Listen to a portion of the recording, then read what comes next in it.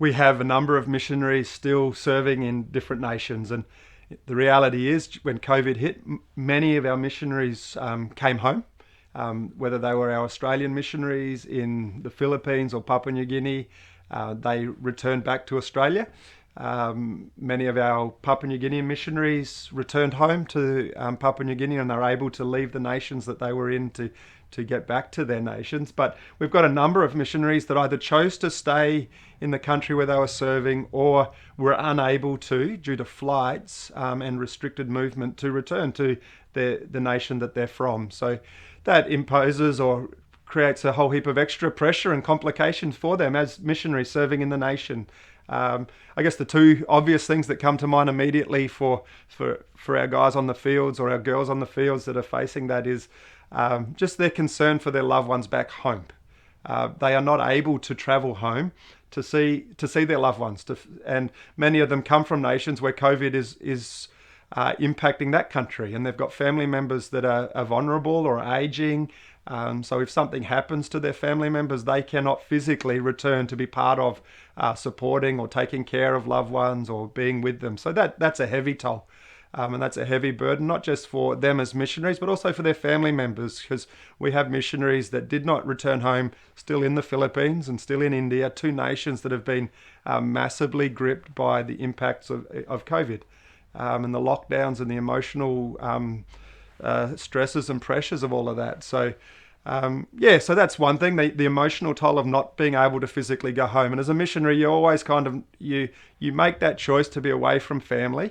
And that's an emotional choice. It's a practical choice, and God supports you through that. But at this time, they really face the issue that if they wanted to go home, they couldn't.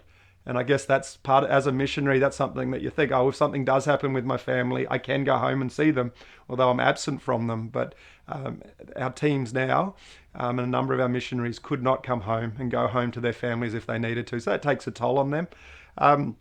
Also, the other side of it is as well that they are vulnerable, and in a lot of the nations where they serve, the healthcare system and the medical system are not what we have here in Australia. So if they did get COVID and it was complicated, it would be difficult for them. So they have to work that through, and how they deal with that, and they need to be super safe, and we do the best that we can to provide the best medical service or access to the best medical facilities that we can if they do get sick. But that's another factor that will play on their mind. The other thing that in some countries that this COVID has been seen as something that is brought in by foreigners. So sometimes they will face some sort of sense of judgment or concern or risk towards them because they thought that you, as a foreigner, they've brought it in, or if people spend time with them, they're more at risk because they're a foreigner from another place. So, but in saying all of that, at the moment, our missionaries who are still on the field, who made a choice to stay or couldn't get home, are in good spirits. They're doing well.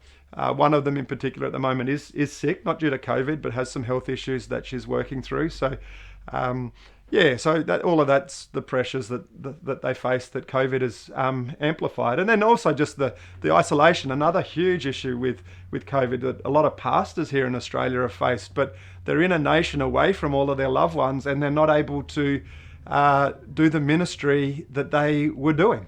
A lot of our pastors here in Australia, with the limitations and lockdowns of COVID and the restrictions that's brought, has create pressure and stress for them. So they face that as well, that they just can't be busy and haven't been able to be as busy, and all of that's adjusted and changed. So just working out this new paradigm of what ministry looks like for a season or a time when they can't go visit their church members, when they can't go do evangelism work, the very things that they're there and feel like they're called to do, they're not able to do those things. So readjusting of thinking and of thought processes so that they stay in a positive place, but still being able to do and be with people and bring some support. So I guess that's some of the things that missionaries face.